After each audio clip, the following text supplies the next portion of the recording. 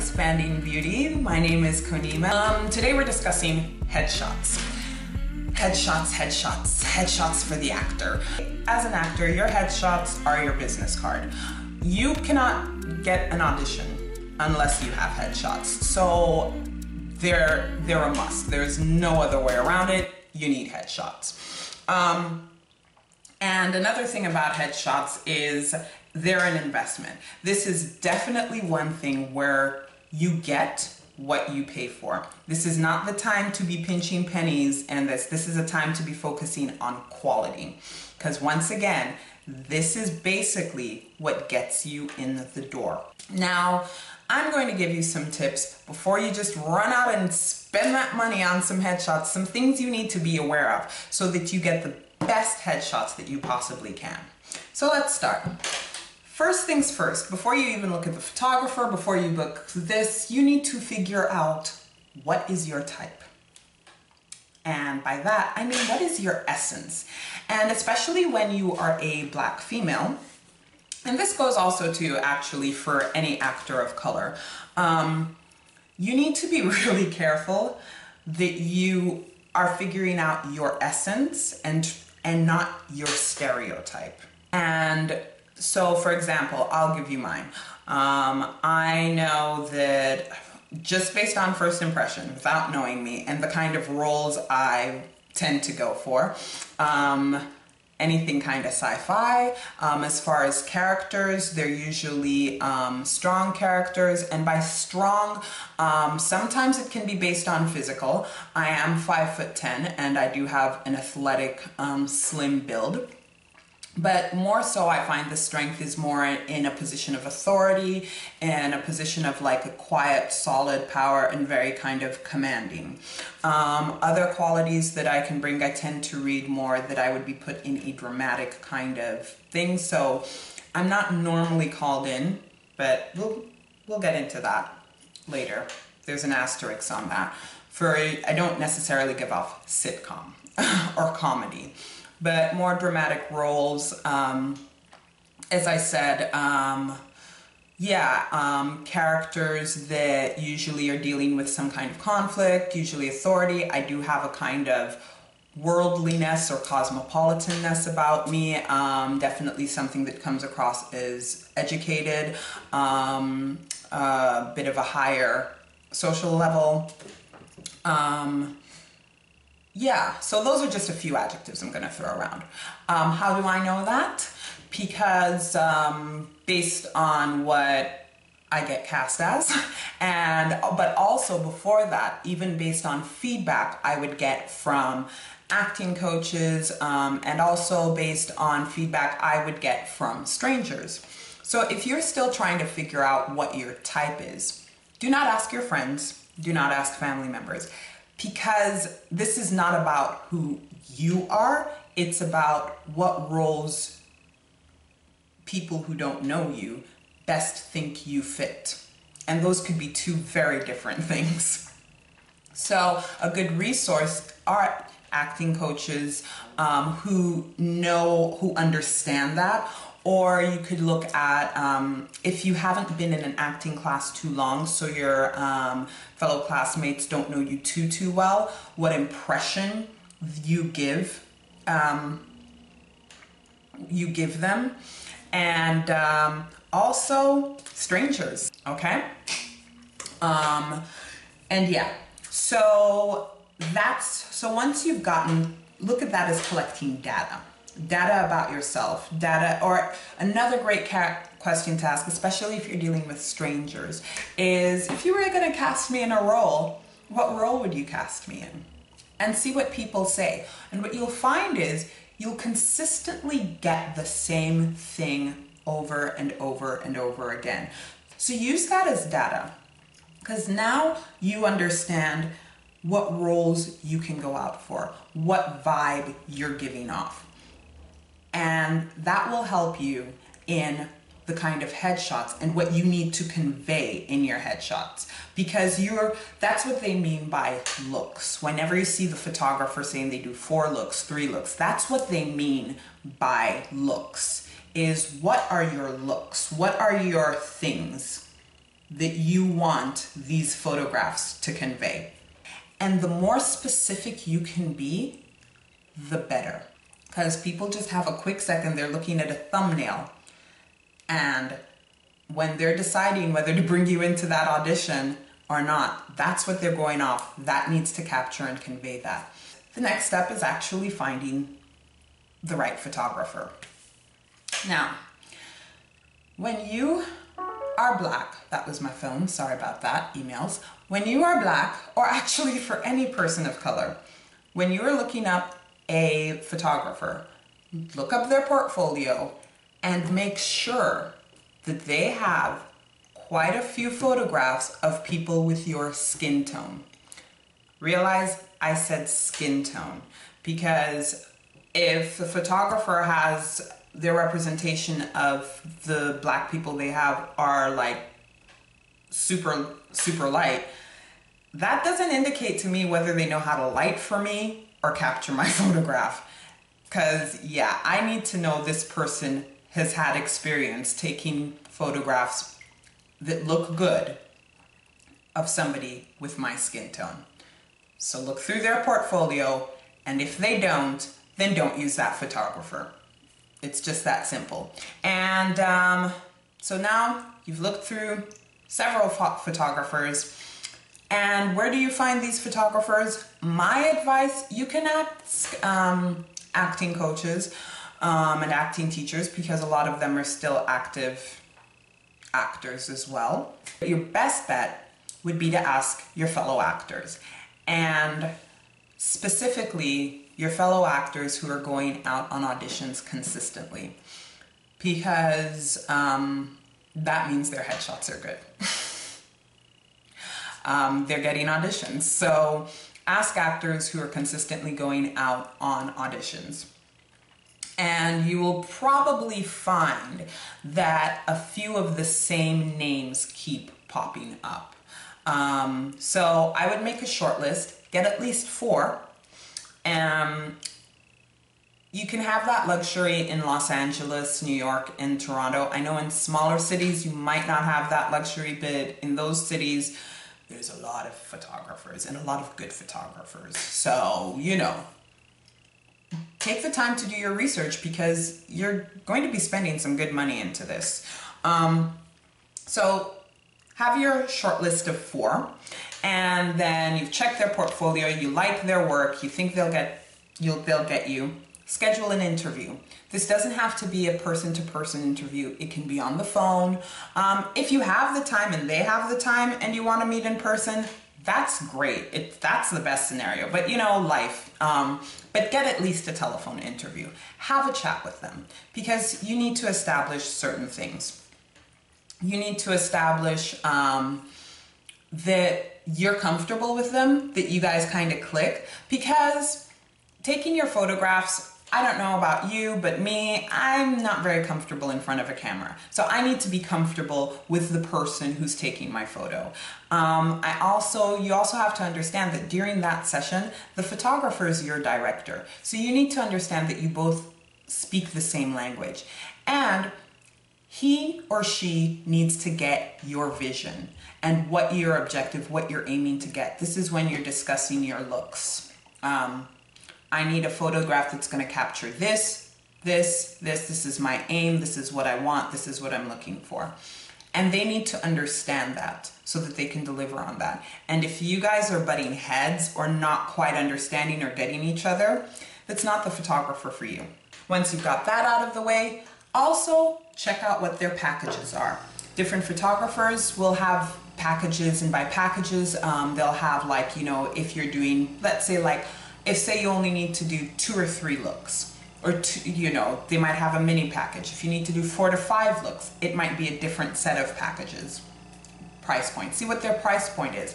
What do they include with that package? Do they include retouching your photo? Do they include formatting it so that you can put it on, whether it's casting workbook or actors access, or just in case you need to have some printed out, what are the different charges for that? What's included in that? You need to know all of that so you know how much money you're investing into this.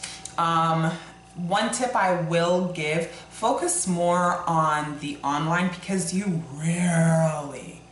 still need them every now and then, but you rarely need hard copy photos nowadays. Most things are really done online. And then once you've figured out how many looks you need, and as I said again, by looks I mean the different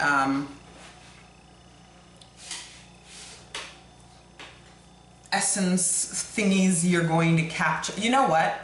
It's just easy if I show you examples by headshots that I've taken.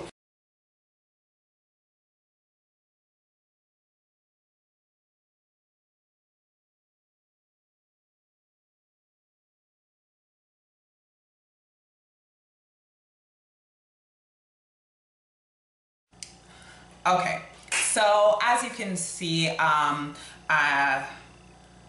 there were different photos and just capturing different qualities about myself.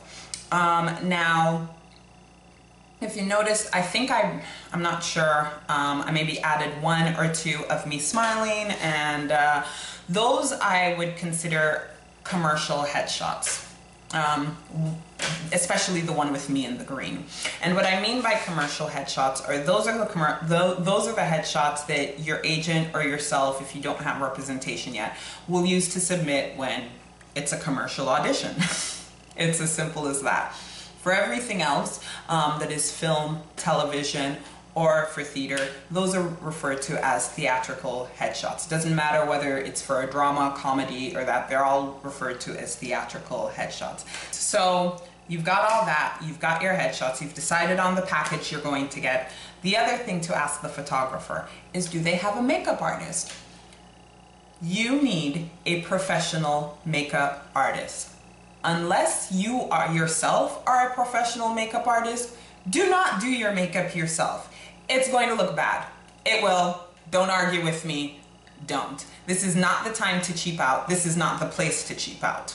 I'll tell you where you can save your coin. But with the makeup artist, no. You need somebody, one, who can make you look like you, but better. You know what I mean? I mean, it's like that no makeup look. And who knows how to work with lighting, who can speak to the photographer and get the questions they need, because they will ask the photographer specific things. So they'll understand, okay, you're using this lighting, where is this gonna hit her, this and that, and all things that you will not understand. And once again, this is your business card. This is what is going to get in your auditions. Invest in a professional makeup artist. And just like your photographer, make sure that professional makeup artist knows how to work on somebody with your skin tone. Usually, a lot of professional photographers will have a makeup artist or know of a makeup artist who they'll suggest. Look at that makeup artist's portfolio. I would highly suggest, before if you like them and their work, meet with them before and do a test. Just so they can see and you both agree, yeah, I like what this is, I like what you've done. I'm really shiny, sorry guys, but anyways, I like what you've done. We both agree on this look. For your headshot, this is not modeling, this is not glamour shots. You need to look like you, as I said, but just better. It's that no makeup look. Because you need to look, when you walk in through that door, if you see a casting director or producer or director doing this, you failed. One of the biggest pet peeves I've heard from directors and from casting directors is when an actor walks in and they don't look like their headshot. So have that consultation with the makeup artist. If you do not like the makeup artist the photographer suggests, this is hard because I've been lucky is that I've usually just been around makeup artists. I would suggest maybe going to either malls like Nordstrom's or Sephora if there's makeup artists you do like there. And mind you, get your makeup done by them. See, because a lot of times they'll have makeup, you can do makeup thingies there. if you see a particular makeup artist you like, a lot of time they'll freelance. So ask, hey, you know, I'm getting photographs done, da da da. Do you have a contact? And yeah, a lot of times you can find makeup artists that way, and pretty good makeup artists. Once again, you have to like what the product they're delivering. And once again, this is not something that I would, this is an investment thing. You get what you pay for. Yeah, you can buy, and sometimes, you know, you'll meet somebody who can give you a hookup or what like that, but this is somebody's skill and profession. So, and I strongly believe people should get paid for what they do. So, yeah, find a good makeup artist and just be prepared to pay them. All right? And because it makes a huge, huge, huge difference. Trust me, it's worth it. Now about hair. This is the one area you don't need to invest in a hairstylist, especially my black women. No, because here's the reality. A lot of times on set, you're still going to have to be doing your hair yourself. All right? So there's that. When it comes to your hair, you need to think, how do you predominantly wear your hair? If you predominantly wear your hair with extensions, or you wear your hair straight, straight extensions, then that is the way you need to take your headshots, because that is the way the way that headshot is captured is what they're going to want to see. So when you're thinking about your hairstyles, think about the hairstyles, how you normally wear your hair, how you predominantly wear your hair, so get those photos, how you think you would like the option of having your hair, so get those photos too if that's very important to you. And then with the different hairstyles, how does that change you? I know, like, if I have my hair out, sometimes people, and it's weird, but sometimes people don't recognize me if they've only seen me with my hair back.